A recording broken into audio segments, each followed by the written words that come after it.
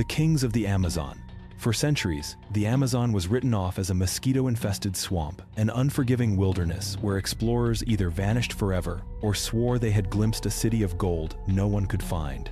Even modern archaeology once mocked the Amazon, insisting that no ancient people could possibly build a civilized society in this green hell of insects, venomous ants, and jaguars.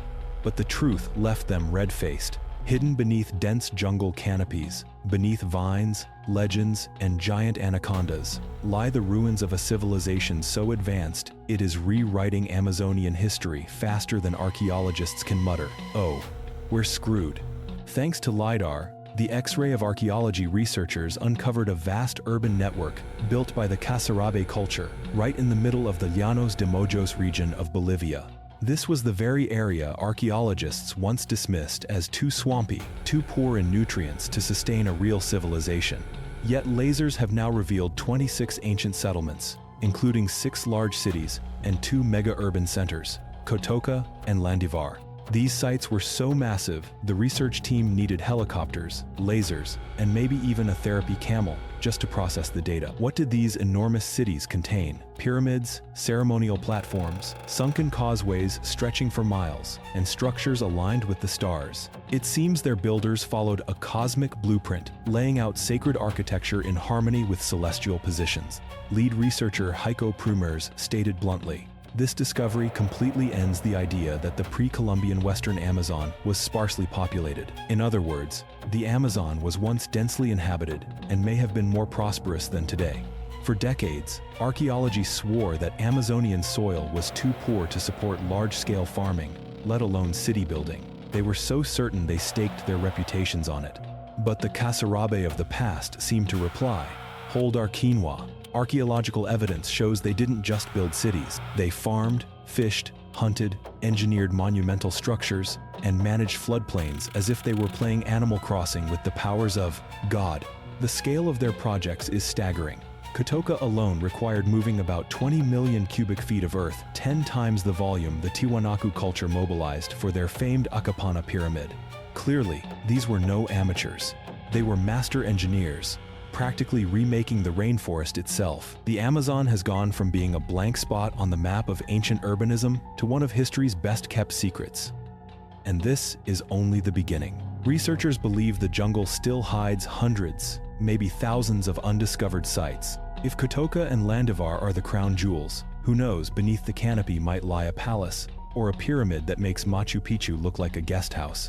As LiDAR technology improves, discoveries like this will only multiply. In regions where even machetes can't cut through the vines, LiDAR can scan from above, mapping what the human eye cannot see. And remember, what's been surveyed so far is only a fragment of Bolivia's rainforest. Vast swaths of Amazonia remain untouched in Peru, Colombia, Ecuador, and Brazil. Colombia, especially, has barely been explored. Its southern forests, near towns like Mocoa, could hold some of the most spectacular archaeological revelations of the century if scientists can haul in their helicopter plus laser combo. A culture in the shadows. An ancient statue from a mysterious culture, a dark cave in a remote corner of the world, and a secret too big to hide, deep in the dusty depths of Damjali Cave in Azerbaijan, a place whose walls have witnessed more drama than a Netflix crime doc. Archaeologists discovered a tiny artifact holding an enormous mystery. It's small, it's carved from sandstone. It looks like it's been through one too many wash cycles, and it has no face. It is a human-shaped figurine, or something resembling human. This strange little artifact, unimaginatively labeled Unit 5.2 by archaeologists, turned out to be the oldest human figurine ever found in this region of Azerbaijan. Azerbaijan, for anyone rusty with geography, is a small nation wedged between Georgia, Russia, and Iran. This figurine dates back to around 6,400 BC. Could it belong to the era before the Great Flood?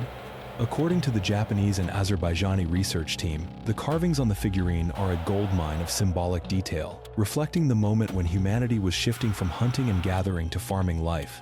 Dr. Yoshihiro Nishiaki emphasized that its style is unlike later Neolithic art. It seems unique, crafted by an unknown artistic culture. In size, it's hardly imposing, about 2 inches tall and half an inch wide, a true pocket model of the Middle Stone Age. Though it lacks eyes, nose, and mouth, it radiates character. Its head is etched with vertical lines, perhaps hair, and a horizontal band that might represent a headband or cap. Beyond the figurine, archaeologists also found remnants of stone hearths, bones, and chipped stone tools, the standard starter kit for cave life, around 6000 BC. No one knows who these cave dwellers were. They lived during a time of transformation for humanity. The figurine's design is proof. Whoever carved it could be called the Michelangelo of their age, perhaps the most renowned artist in the prehistoric cave world before the flood. The disappearance of the Anasazi. Thousands of years before Columbus set foot in the Americas, the Anasazi ruled the American Southwest. Though not as famous as the Maya and without monumental ruins on the same scale, they were just as sophisticated and advanced. The Anasazi built massive ceremonial structures with stone ceilings weighing up to 90 tons, and they carved giant stairways into cliffs using only hammers and stone tools. Their trade routes reached deep into the south, evidenced by rare bird bones from Mexican forests found in their settlements. They may have emerged around 300 AD, but by 1275, all construction ceased. 25 years later, the population abandoned the region. There were no signs of attack, no obvious enemies. The most reasonable theory is that severe drought brought crop failure, water shortages, malnutrition, civil strife, and finally societal collapse. Tiger's Nest Monastery. Perched in Bhutan like something out of an Asian fairy tale, the Tiger's Nest Monastery clings to a cliffside in one of the most secluded nations on Earth. It's not just difficult to reach Bhutan once there, you must endure a grueling mountain climb with dizzying views along the way. The monastery sits at an elevation of about 9,000 feet above the Paro Valley. According to legend, it was founded in the 8th century by the Buddhist master Guru Rinpoche. He was carried to the mountaintop by one of his disciples, who had transformed into a tigress. There, they meditated in a cave for exactly 3 years, 3 months, 3 days, and 3 hours. When their retreat ended, the cave became one of Bhutan's holiest sites. Still, it wasn't until the late 17th century that a monastery was built, directly at the entrance to that legendary cave. The Kizil Caves. The Kizil Cave complex in China, nearly 2,000 years old, is considered one of the first large-scale Buddhist projects in the region. Monks began carving them around the 3rd century AD, during the Tocharian Kingdom. Over the next 5 centuries, they dug 236 caves into a massive cliffside. Some caves were simple monk quarters, bare rooms with no decoration. Others were grand shrines, adorned with murals and statues depicting Buddhist mythology. Today, many of those murals no longer remain in place. Most were removed and distributed to museums across China for preservation. Remarkably, the art shows almost no Chinese influence, except in just 2 of the 236 caves, which bear traces linked to the Tang dynasty. This reveals how ancient and isolated the community truly was. It wasn't until the 8th century, with the expansion of the Silk Road, that outside influences arrived. Only then did the monks encounter Greeks, Muslims, and even representatives from China, shattering centuries of isolation. The decline of the Etruscans. Before Rome rose to power, the Etruscans were the dominant civilization in Italy, flourishing from the 8th century BC. By the 3rd century BC, they had been completely absorbed into Rome. The Etruscans loved feasts, art, and luxury, while Rome thrived on conquest. They left behind very few written records, and most of what we know comes from Roman sources, which are hardly reliable. Tomb frescoes show that the Etruscan city-states were often at war with each other, plagued by disunity. When the south was attacked by the Sicilians, the north did not come to their aid. Later, the Celts stormed down from the north, and Rome advanced from the south, leaving the Etruscans caught between multiple fronts. Still, they were not as weak as Roman accounts suggest. In the 6th century BC, the Etruscan king, Lars Porsena, attacked Rome itself. For more than 200 years, wars for control of Italy raged on. Eventually, the Etruscans allied with Rome against the Gauls in 225 BC, and over time, they were absorbed into the Roman world. The Celtic underworld. According to ancient Celtic legend, Contra Gwaelod was once a vast land stretching from the edge of Cardigan Bay in present-day Wales far into the sea. It was ruled by a man named Gwyddno Garanhir from his splendid palace. Although the city sat slightly below sea level, it was protected by towering sea walls. The ocean could not invade unless something catastrophic happened, and legend says it did. One stormy night, a spring tide surged high enough to break through the sea gate. drowning the city. All its people were forced inland, and Cantrair-Gwaelod was swept away like a sandcastle under a crashing wave. Most historians dismiss this as nothing more than a Welsh folktale. But could the sunken city have truly existed? Could the shattered seawall still lie beneath the waters of Cardigan Bay, waiting to be found? Unfortunately, until further research is done, no one can say for certain. The forgotten colony of Appalachia. Forget campfire ghost stories. Appalachia's darkest mystery isn't what you think. The misty Appalachian mountains have long been steeped in legend. The trees whisper secrets, the wind hums ghost tales. No mountains in America carry such an eerie atmosphere, but here lies something stranger than any spirit or rumor. According to legend, a peculiar race of people once lived here, their skin so pale it seemed to glow under the moonlight. It sounds like a tale spun after too much moonshine.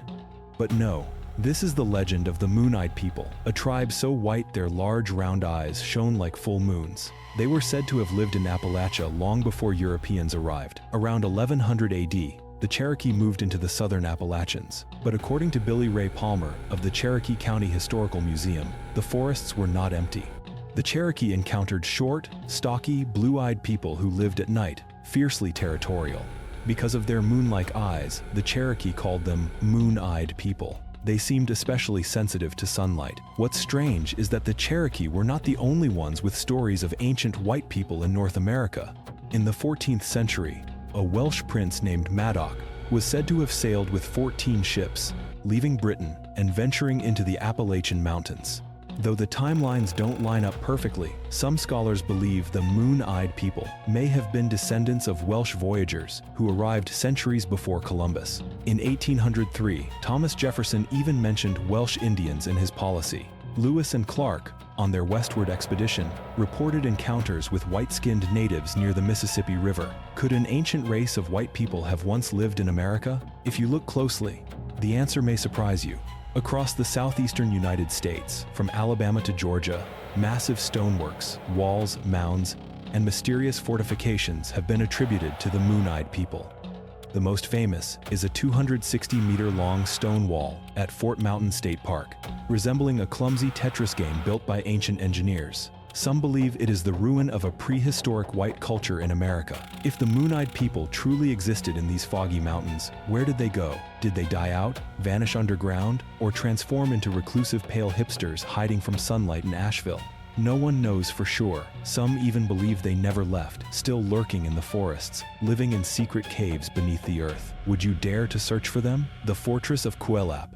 The Fortress of Cuelap is one of the most monumental structures in the Americas. Perched high in the Andes of Peru at nearly 9,000 feet, it was a stronghold filled with political buildings, religious centers, and military defenses. Inside its massive walls stood 420 stone houses where mountain dwellers lived. Archaeologists have uncovered murals, carvings, and geometric friezes at the site. The walls rise as high as 60 feet, built from enormous limestone blocks so massive it's hard to believe ancient people could transport them up a steep mountainside. The fortress belonged to the Chachapoya civilization, which emerged around 900 AD and thrived for 5 centuries. This mountain kingdom was home to roughly 300,000 people, mostly warriors, alongside merchants, farmers, and shamans. They were among the last kingdoms in the region to fall to the Spanish conquest in the 16th century. From then on, Cuelap was abandoned and eventually forgotten. The Moche civilization. Around 100 AD, the Moche civilization rose as the dominant cultural power in northern Peru, flourishing until about 700 AD. Then, they suddenly collapsed for reasons still unknown. The Moche may have been an empire or simply a powerful city-state. Scholars still debate it. They had organized systems in major cities and shared a common culture. They excelled in metallurgy, pottery, and agriculture. Yet their scattered population makes it hard to determine whether they were truly unified. There may have been a northern Moche with its own laws and capital, and a southern Moche with a different structure. They inhabited sites that are now ruins, such as the Huacas del Sol complex. The Moche were obsessed with art, but their art stirs controversy today. They fixated on themes of death and bodily fluids, creating pottery depicting urination, nasal mucus, blood, and even same-sex acts. They also glorified slavery, human sacrifice, and warfare. Many works vividly portray violence and brutality as integral to life. Around 700 AD, Moche art shifted heavily toward war motifs. They built more fortresses, suggesting major conflicts, possibly with outside powers. Some scholars believe a devastating El Niño event, combined with the volcanic winter of 536, helped destroy them. The fall of the Moche was likely the result of famine, disease, war, and death combined. The disappearance of the Vikings. The Viking Age began around 700 and ended in 1100 AD. But what happened to them after their golden age of raiding and conquest came to an end? The Vikings hailed from Scandinavia, Denmark, Norway, and Sweden. In the 8th century, some upheaval drove them outward into the world, where they began exploring, trading, and settling new lands. They struck the coasts of Europe, chiefly Ireland, England, France, Scotland, and Russia, targeting defenseless monasteries for plunder. Unbound by Christianity, they had no fear of sacrilege, and they did not only take to the seas. Many Viking bands trekked across Russia, raiding as far as Constantinople, even appearing in Iraq. They were also the first Europeans to settle in North America, reaching Canada about 1,000 years ago. Their first recorded raid was in the year 787, and they continued raiding sporadically until the formation of the Great Heathen Army in 865. That massive force was strong enough to challenge the Anglo-Saxon kings of England and even lay siege to Paris. The Vikings were never fully defeated. The Viking Age ended not because they lost, but because they had spread across Europe, gradually assimilating into larger communities. The Vikings never truly vanished. They left their genetic mark everywhere, and much of Europe today was shaped in part by them. Part 12: The Underwater Mysteries of Cuba. Graham Hancock is now one of the most prominent figures in the world of alternative science. He has written numerous books on the origins of humanity and recently stirred outrage among mainstream archaeologists with his Netflix series, Ancient Apocalypse. In one of his books, Graham mentioned mysterious sunken structures found around the world. All of them lie no deeper than 400 feet below sea level, except for one. Since the dawn of Homo sapiens, sea levels have never dropped below that mark. Which is why, when researchers Paulina Zalitsky and Paul Weinsweig discovered ruins submerged at a depth of 2,300 feet, mainstream scientists were instantly skeptical. If sea levels were never that low during human existence, how could there be a city at such depths? Some scientists suggest that tectonic activity may have dragged a city down into the abyss. Others put forward a bolder idea that it wasn't built by humans at all, but by another intelligent species that lived on Earth millions of years ago. And the strangest theory of all, that it was built by aquatic apes. The ruins were reportedly discovered in 2001 through sonar images. The researchers captured visuals of a complex of structures off the coast of Pinar del Rio, Cuba. Paulina and Paul, part of a Canadian expedition working with the Cuban government, never expected to stumble upon pyramids and stoneworks at such an impossible depth. When the discovery was announced, it sparked immediate controversy. The team returned with remote-operated equipment and captured additional sonar images that seemed to show artificial structures.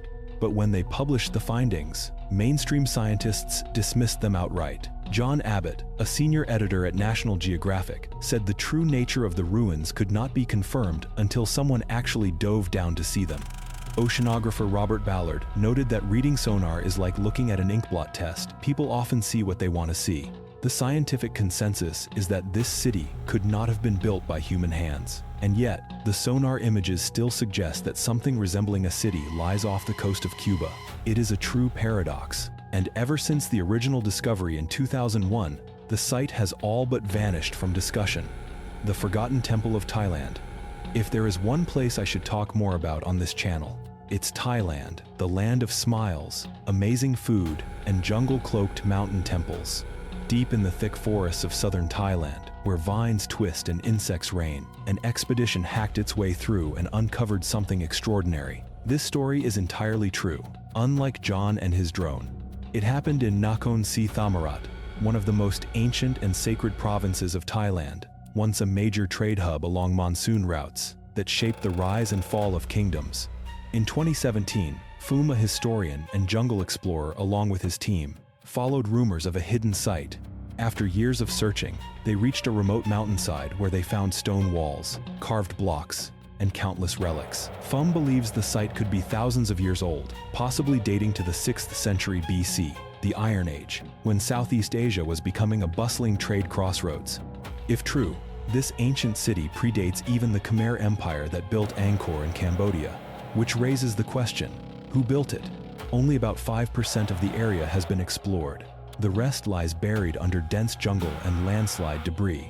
Add to that the harsh climate and rugged terrain, and full excavation becomes nearly impossible. So, would you brave the sweltering heat and jungle creatures to search for an ancient mountain city? Or would you rather sit back in the air conditioning and watch it on a screen?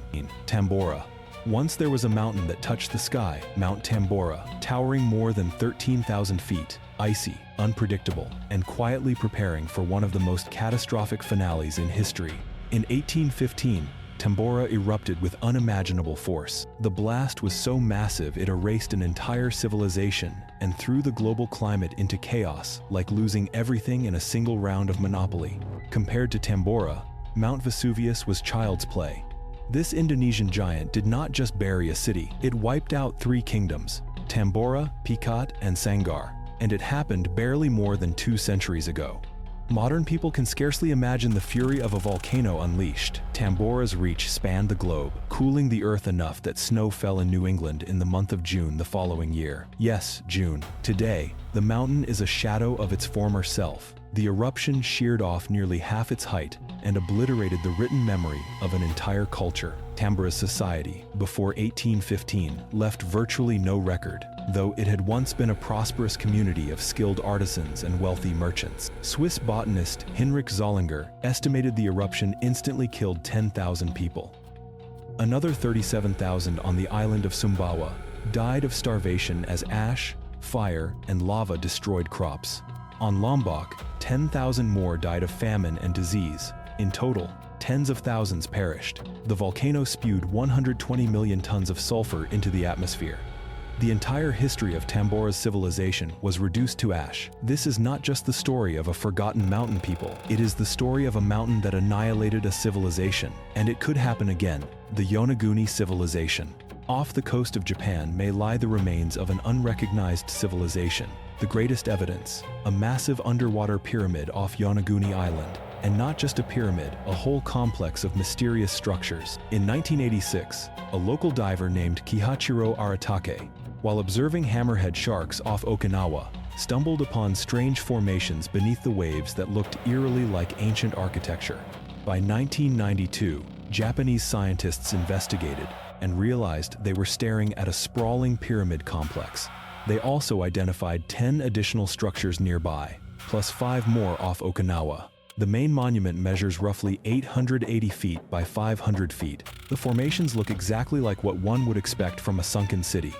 The Yonaguni Monument, as it is called, remains one of the most controversial sites on Earth, mainly because the scientific establishment has all but ignored it. The Japanese government has done nothing to investigate, and most mainstream archaeologists avoid the subject entirely. Yet anyone who sees its perfect symmetrical lines struggles to believe it is natural. So why is a clearly existing city so controversial? Marine geologist Masaki Kimura insists the structures were man-made. Some claim they are the ruins of a long-lost civilization, possibly built by the prehistoric Jomon people, who lived in Japan as far back as 12,000 BC. Kimura argues that mainstream science simply refuses to rewrite history. The last time this region was above sea level was more than 10,000 years ago. If the Yonaguni Monument is confirmed to be part of an ancient city, it could be the oldest city in the world, older even than the biblical Jericho, a revelation that might upset certain religious groups.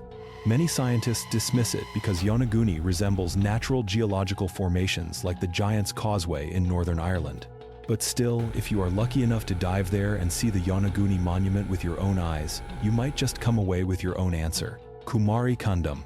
Kumari Kandam is the name of a legendary lost continent, said to have once stretched between India, Africa, and Australia. According to tradition, this land was originally connected to Madagascar, its northern tip touching the southern coast of India, and its eastern edge brushing against Australia. Ancient Tamil texts recount a line of kings who ruled this continent for 10,000 years before it was swallowed by the Indian Ocean. In the 2nd century epic Silapatikaram, it is written that the sea swept the land away. As the continent slowly sank, the mighty Pandya kings led their people northward into India, where they conquered the southern territories. there is little evidence to prove the legend of Kumari Kondam. One of the few traces linked to it is a formation known as Adam's Bridge. It is a chain of limestone shoals stretching about 18 miles from Sri Lanka to India. Some scientists claim it is a natural feature. Yet, when viewed through NASA satellite imagery, it appears like an artificial causeway deliberately constructed to connect the two lands. Adam's Bridge looks as though it was broken apart by a great flood, but the question remains, was it once a gateway to a lost continent, or simply a convenient crossing between Sri Lanka and India? The Mycenaean civilization. The Mycenaeans were one of the great Bronze Age civilizations, emerging around 1700 BC, reaching their peak after 2 centuries, and lasting another 200 years. They ruled mainland Greece and the Aegean Islands, deeply influenced by the Minoans. They built powerful armies, traded with Egypt and the Levant, and left behind legends of Achilles, Odysseus, and the Trojan War. The decline of Mycenae coincided with the arrival of the Sea Peoples around 1230 BC. Within 50 years, many of their cities lay in ruins. Historians believe the Sea Peoples, with their naval strength, systematically destroyed the coastal towns and island strongholds of Mycenae, bringing an end to one of the mightiest civilizations of ancient Greece. The ancient ship graveyard. They say dead ships tell no tales, but beneath the murky waters off the coast of Bulgaria, a ship graveyard whispers a story that challenges everything we thought we knew about history and even the Bible. In 2016, a team of British and Bulgarian scientists, led by Professor John Adams of the University of Southampton, set sail on the research vessel Strill Explorer. The name sounds like a pirate cruise, but this was a serious mission. Working with Bulgaria's Center for Underwater Archaeology, they deployed sonar and ROVs to survey the seafloor nearly 6,000 feet down. What they discovered were the strange ancient cousins of the Titanic. More than 60 shipwrecks were identified, scattered across an area of nearly 700 square miles. Among them, a Greek merchant vessel from 400 BC, preserved so perfectly it looked as if it had sunk only last week. Why did these ships remain intact when they should have rotted away? Because at those depths, the Black Sea has almost no oxygen. Nothing can decay or rust there. The ships simply lie undisturbed, as if waiting for a deep-sea spa day. Then never one's very for. That right mating that was. In the process, then, is a spined, and know that I very. And then came the headlines. The media, never missing a chance to stir drama, asked, could this be evidence of the Great Flood in the Bible? That sparked speculation that these ships might be far older than believed, perhaps even pre-Diluvian.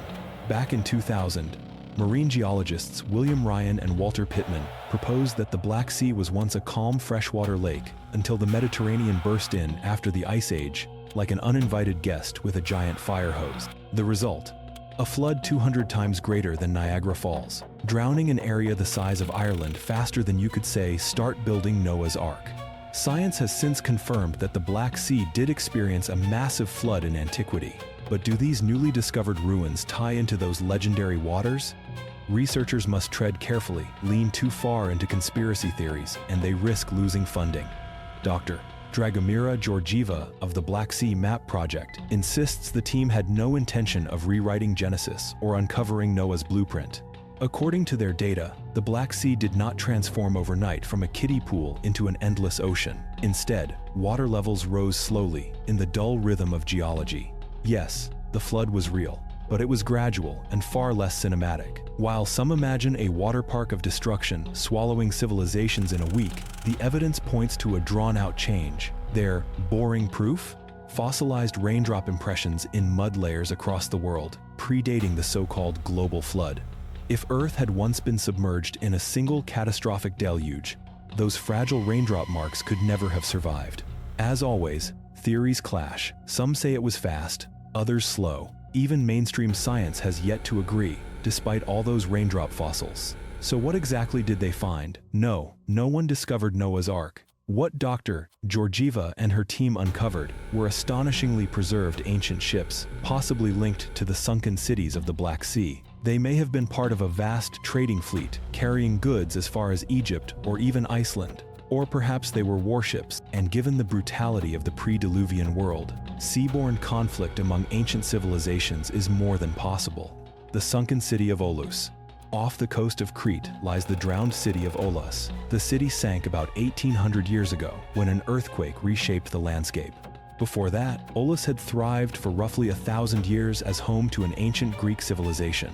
Archaeological evidence shows people lived there as early as the 8th century BC. The city endured through the Persian invasion of 480 BC and went on to grow into a powerful seaport. Olos connected northern Crete to other Aegean islands and to the wider Mediterranean. Underwater excavations have revealed remarkable structures, roads, building foundations, and the remains of unknown complexes. Researchers from the Department of Underwater Antiquities also uncovered fortification walls and towers that once defended the harbor. Coins minted between 330 and 280 BC were found, bearing the head of Zeus, likely the city's patron god.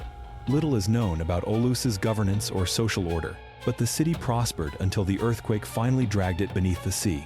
Part 20. Lost Egypt. The forgotten city of Heraklion has lain beneath the waters off Egypt for 2,000 years. Founded in the 12th century BC, it was linked with ancient Greece and even with Egypt's last queen, Cleopatra. Researchers believe Heraklion declined gradually before earthquakes and tsunamis destroyed it. The ground liquefied, sea levels rose, and by the 2nd century BC, most of Heraklion had already sunk. Some buildings held on for a while, but eventually, everything slid into the Mediterranean. By the time the Arabs conquered Egypt in the 8th century AD, Heraklion belonged to Poseidon. The city once stood about 20 miles from Alexandria, at the very edge of the sea. Today, it lies 30 feet below the waters of Abu Qir Bay. Before Alexandria existed, Heraklion was Egypt's shining hub, built on a cluster of islands at the mouth of the Nile Delta, all linked by canals and harbors.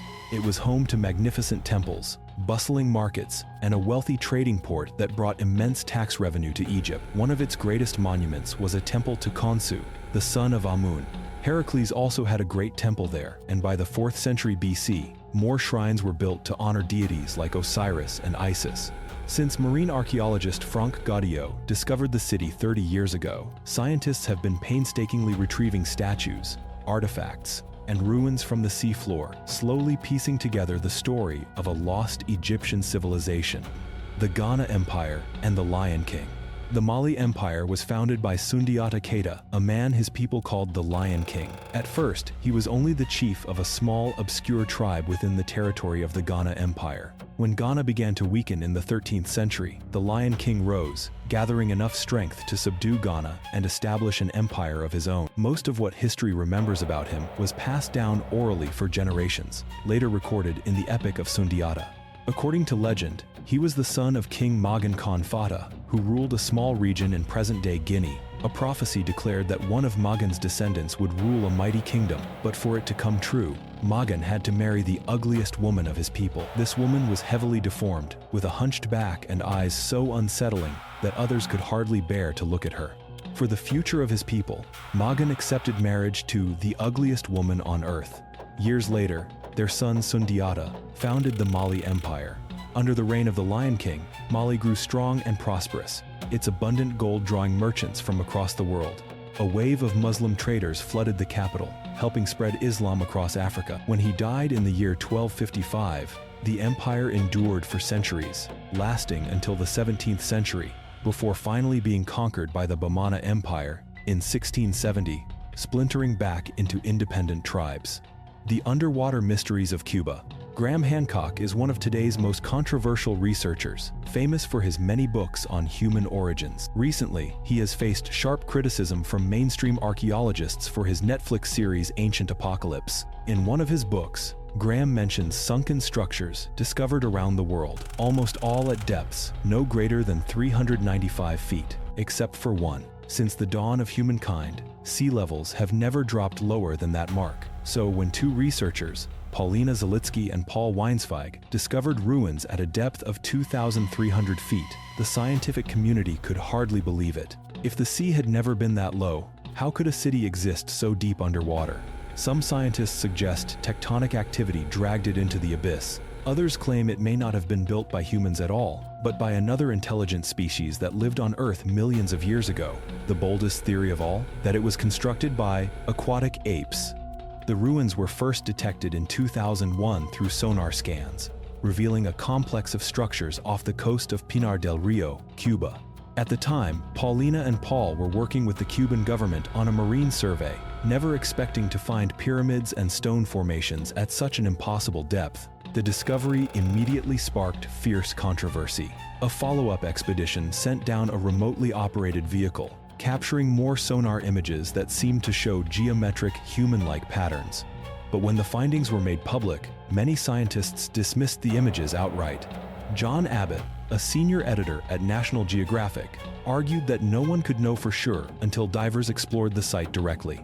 Oceanographer Robert Ballard compared reading sonar images to staring at an inkblot test. People see whatever they want to see. Most of the scientific community agrees. There is no way humans built a city at such depths. And yet, the sonar pictures unmistakably show structures off the coast of Cuba. It is a paradox.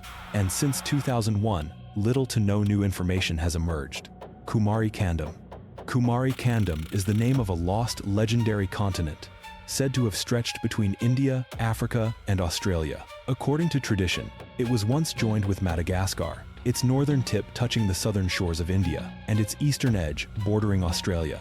Ancient Tamil texts recount a succession of kings ruling there for 10,000 years before the land sank beneath the Indian Ocean. The 2nd century epic Silappatikaram claims that the sea swallowed it whole. As the continent slowly vanished, the powerful Pandya kings led their people northward into India, conquering its southern lands. Evidence for Kumari Kandam's existence is scarce. One of the few possible traces is Adam's Bridge, a chain of limestone shoals stretching 18 miles from Sri Lanka to India. Some scientists argue it is a natural formation, yet satellite imagery from NASA makes it appear as though it was deliberately built to connect the two lands. Adam's Bridge looks as though it was shattered by a great flood. But was it once the link to a vanished continent, or was it simply an ancient roadway between Sri Lanka and India? Ruins in the clouds. The underworld lies beneath the earth, right? Surely it could never be above the ground, or could it?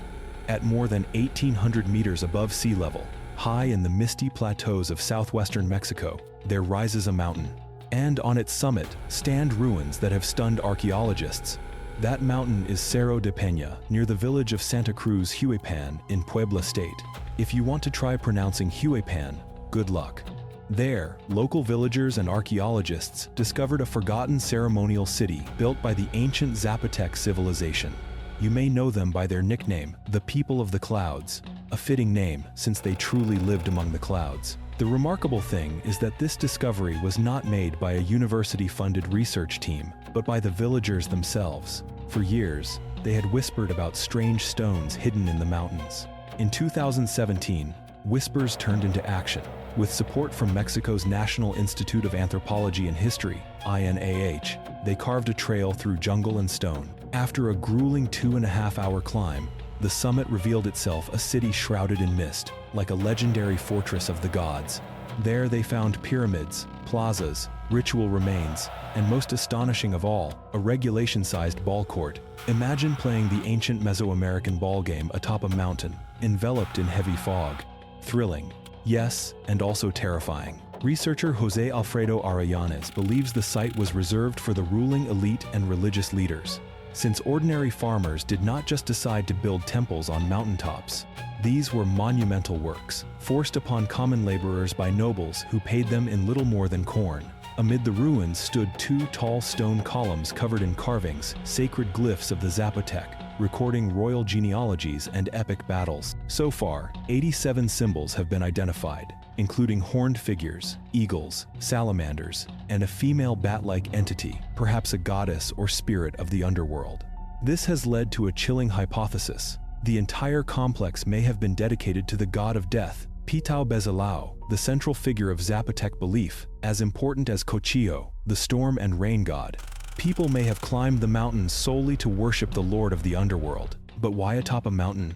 We usually imagine the underworld below, not above. The answer lies in the forgotten history of the Zapotecs, who thrived in Oaxaca's valleys over 2,000 years ago. They rivaled the Maya and Aztec, wielding a sophisticated writing system, advanced architecture, and a fierce resistance to invasion, until finally succumbing to Spanish conquest and disease. Today, Zapotec communities still live across Mexico, preserving elements of their language, customs, and faith.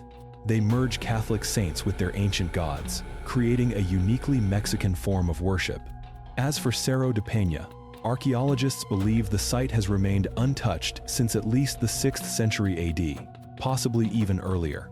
It is staggering that such a place went unnoticed for more than a millennium. Excavations proceed slowly, hindered by the harsh terrain. But this is only the beginning. More pyramids, more carvings, perhaps even treasures, almost certainly lie hidden in the rocks. Part 25. The Underwater Ship Graveyard. They say dead ships tell no tales, but deep beneath the murky waters off Bulgaria lies a graveyard of ancient vessels, whispering a story so extraordinary it challenges everything we thought we knew about history and even the Bible. In 2016, a team of British and Bulgarian scientists, led by Professor John Adams of the University of Southampton, boarded the research vessel Strill Explorer.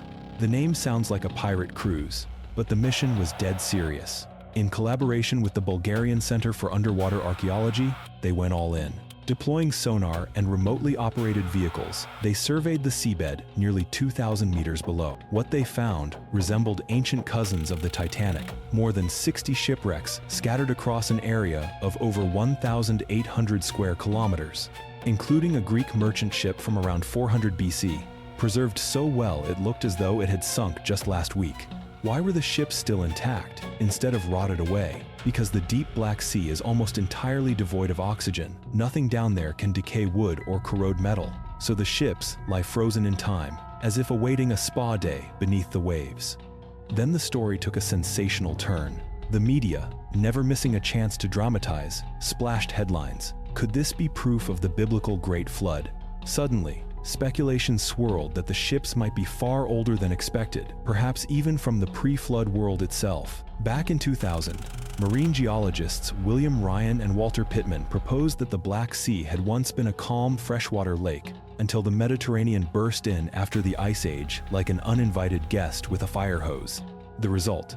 A deluge 200 times more powerful than Niagara Falls, flooding an area the size of Ireland faster than you could say, "Time to start building Noah's Ark." Science has confirmed that the Black Sea did undergo a massive flood in antiquity. But could the mysterious ruins recently discovered there be linked to these ships? Scholars tread carefully, wary of being accused of conspiracy theories and losing funding. Dr. Dragomira Georgieva of the Black Sea Map Project insists the team never intended to rewrite Genesis or crack the blueprints of the Ark. Their data show no evidence of a sudden, catastrophic rise. Instead, the waters crept upward slowly, at the dull pace of geology. There was a flood, yes, but a slow, uneventful one. While the public imagines a giant water park swallowing civilizations in a week, science paints a picture of gradual transformation. Researchers even have boring evidence to back this up. Fossilized raindrops preserved in mudstone across the world, predating the supposed Great Flood. Had Earth truly been drowned in one global wave, such delicate marks could never have survived. As always, theories clash. Some argue the flood was fast, others slow. Even mainstream scientists cannot agree, despite the raindrop fossils. So, what did they actually find? No, it was not Noah's Ark. What Dr. Georgieva and her team uncovered were astonishingly well-preserved ancient ships, likely tied to the sunken cities of the Black Sea. They might once have been part of a vast trading fleet, hauling goods as far as Egypt or even Iceland. Or perhaps they were a naval armada, for given the brutality and corruption of the pre-flood world, constant warfare between ancient civilizations would have been no surprise at all.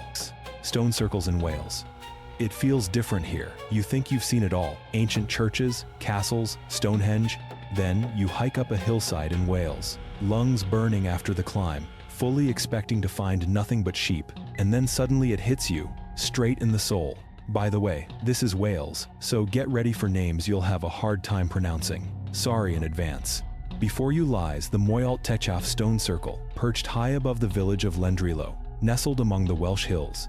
This ancient cluster of stones is not exactly a tourist attraction. It feels more like a gateway into eternity. It radiates mystery, and it isn't alone.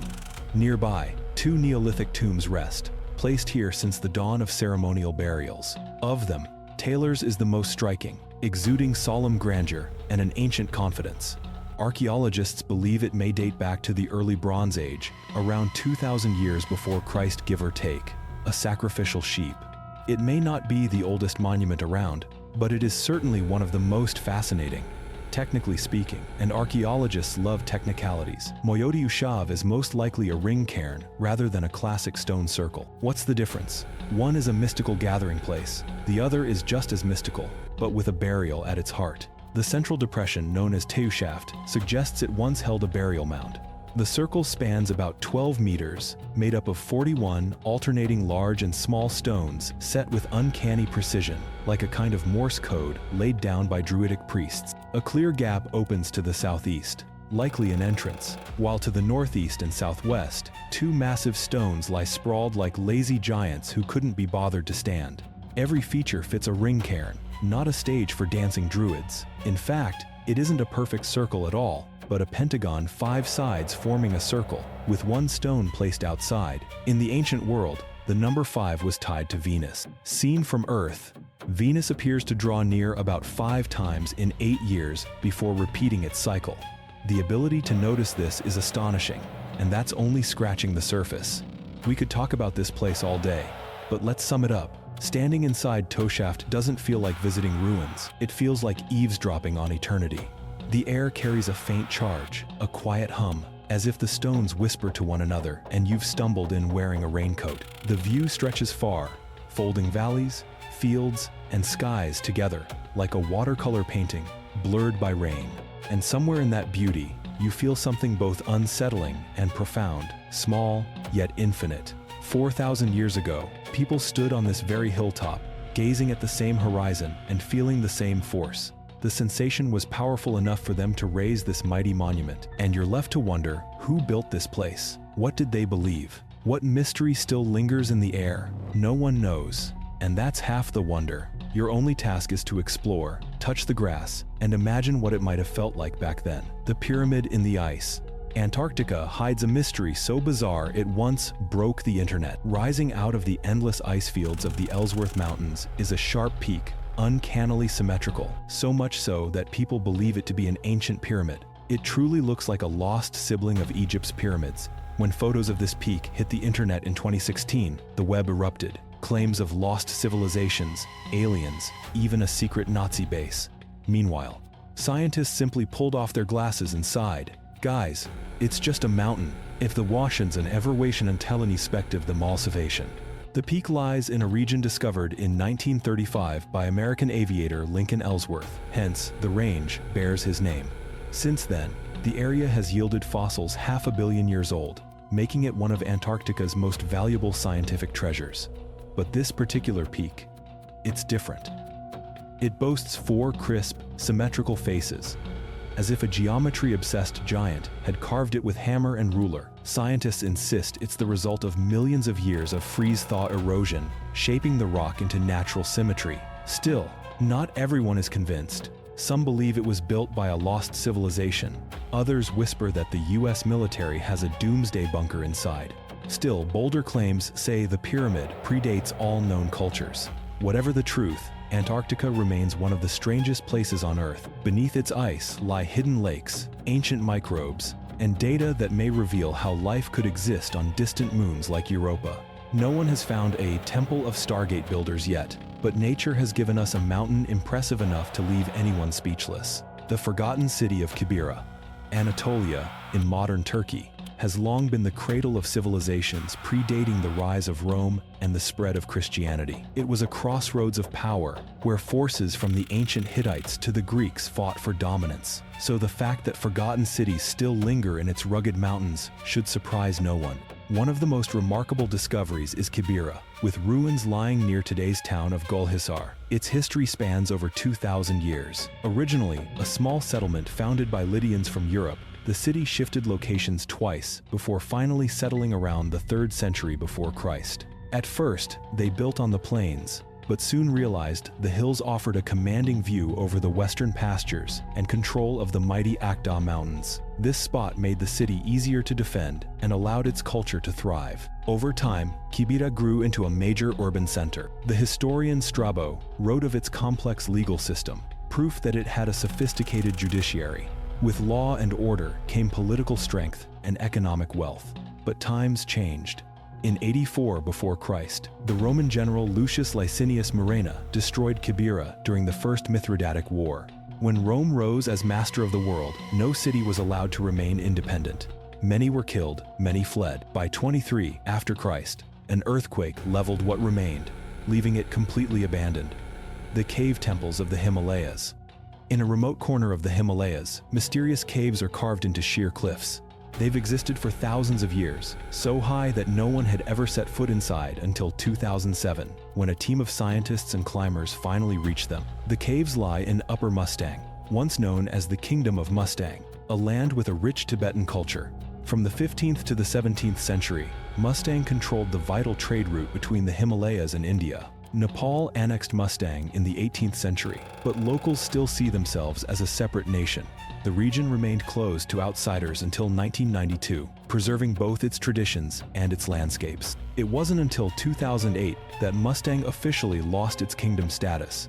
Today, outside influences, especially from China, are reshaping a land preserved for centuries. As for the caves, there are more than 10,000 man-made chambers carved into valley walls and mountainsides. Many hold partially mummified human remains more than 3,000 years old.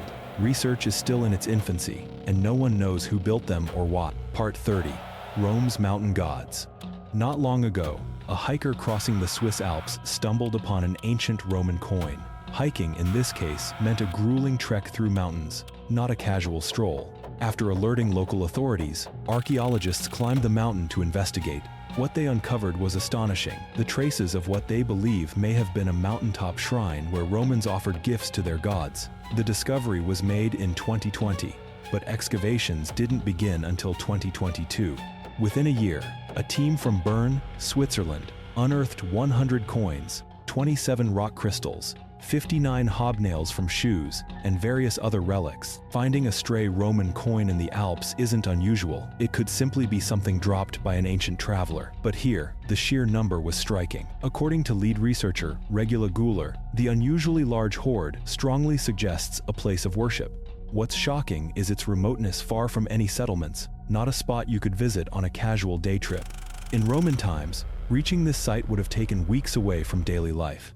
The suspected shrine lies at about 2,590 meters, between the Ammertenhorn and Wildstrubel peaks. Though no temple ruins have been found, the sheer quantity of coins and artifacts makes archaeologists believe it was a pilgrimage site, a place where Romans climbed into the clouds to feel closer to their mysterious gods. The forgotten city of Karen. Hidden in the mighty mountain ranges of Central Asia lies a mysterious archaeological site, often called the Machu Picchu of Tajikistan, the forgotten city of Karen. This ancient place sits in a wilderness so remote it is almost impossible to imagine humans ever lived here. No paved roads, mountain ridges stretching to the horizon, almost no sign of life, population density, about 1 person per square mile. The mountains here are so vast and empty that no one even stumbled across Karen until recently. The city was only discovered in 2012, when archaeologist Yusufsho Yakubov found it. Although the Pamir region looks barren and desolate, humans have inhabited this part of Tajikistan for thousands of years. Scattered across the mountains are temples from forgotten ages, shrines and sanctuaries, built by people whose names have been erased, for gods no one remembers. Inside Karen lies what is believed to be the only surviving Zoroastrian water temple in all of Central Asia, dating back about 4,000 years. The city also holds the ruins of a crumbled fortress, perhaps once a palace, along with other decayed structures. Sitting in the highlands not far from Afghanistan's border, Karen is unlikely to gain fame like Machu Picchu anytime soon. We don't even know who built it, only that it belonged to a lost ancient culture. Part 32. The Ruins of Lost Ranch. Just outside Phoenix, Arizona, lies a little-known ruin with a mysterious past. Perched safely on a high ridge within South Mountain Park, it overlooks the wide, dusty desert below. Locals call it Lost Ranch, but few know where it truly came from. Today, almost nothing remains beyond a few fragments of crumbling brick walls and an old fireplace. It looks like the skeleton of a house, but from what era? Perhaps it was built in the 1950s as a secret mountain cabin, or maybe 100 years earlier by pioneers pushing westward. Some say it was once a retreat for Hollywood's naturist elite. Others claim it was the remains of a failed mountain resort. Still others insist it was just a mining camp abandoned after prospectors failed to strike gold. the truth is a bit less romantic. Between 1933 and 1940, about 4,000 workers labored in South Mountain Park camps as the state carved hiking and horseback trails, transforming the area into a safe, inviting destination. This ruin may well be one of those camps, or perhaps the shattered remains of a speakeasy destroyed during Prohibition. Şanlıurfa, Salurfa. Şanlıurfa is a heritage site in Turkey, home to the ruins of the legendary kingdom of Edessa, which thrived 2,000 years ago.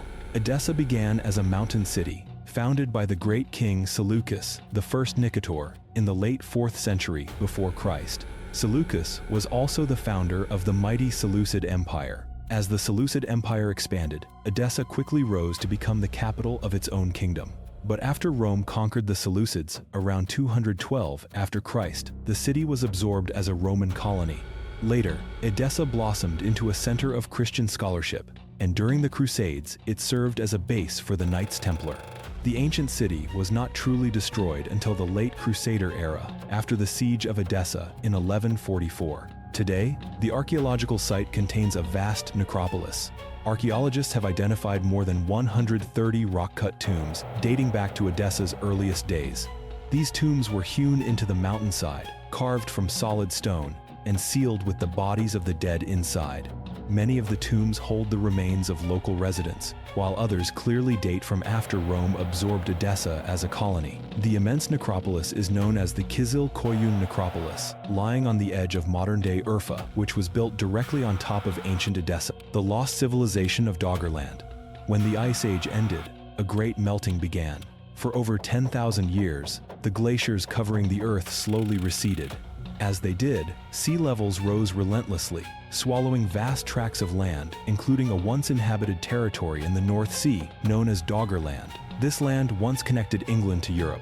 About 18,000 years ago, England, Ireland, the Netherlands, Denmark, and Belgium were all joined by solid ground. By around 9,000 before Christ, Ireland had already split into an island, though England still remained linked to France, Belgium, and the Netherlands. Many researchers believe a civilization once thrived here, and around 10,000 before Christ, there may have been another culture farther north, in what is now the North Sea off Denmark. But as the seas rose, England separated from the mainland, and Doggerland disappeared beneath the waves. So is there any proof people once lived here? Throughout the 19th century, fishermen kept dredging up strange bones remains of bears, woolly mammoths, and woolly rhinoceroses, creatures hard to imagine lying at the bottom of the sea. Even more striking, these bones were not fossilized. They simply rested on the seabed, as if the animals had been wiped out suddenly, perhaps by a catastrophic flood. Today, one leading theory suggests Doggerland may be the true location of Atlantis, lost 12 to 14,000 years ago. The ruins of a city may still be buried deep beneath the North Sea, waiting to be found. In the early 20th century, author James Churchward published a series of books about a lost continent, where he believed an ancient civilization once flourished. According to him, while stationed as a British soldier in India, he befriended a temple priest who revealed a set of mysterious stone tablets. These tablets, the priest claimed, were written in a dead language called Naga Maya, carved by a vanished people whose land had sunk beneath the ocean. Churchward believed he had translated the tablets into English. In his book's works, he insisted were science, not fiction. He recorded their stories of Earth's creation and of a superior human race. He called them the Neanderthal, claiming they first appeared about 50,000 years ago. According to Churchward, the continent of Mu once held 64 million people, living in 7 great cities, united under one government and one religion. Their prosperity lasted until 12,000 years ago, when Mu suddenly sank beneath the sea. The disaster struck in a single night, not only from rising waters, but also from volcanic eruptions and earthquakes that tore the land apart. There is little scientific evidence to support the existence of Mu or the Neanderthal, but Churchward insisted Mu lay in the Pacific Ocean, and that its survivors became the ancestors of great civilizations like Egypt, India, and the Maya. He even claimed the last king of Mu was named Ra, the very source of the Egyptian sun god's name. Churchward argued that since all civilizations stemmed from Mu, it is no wonder certain symbols appear everywhere. For example, the Eye of Ra can be found across multiple continents,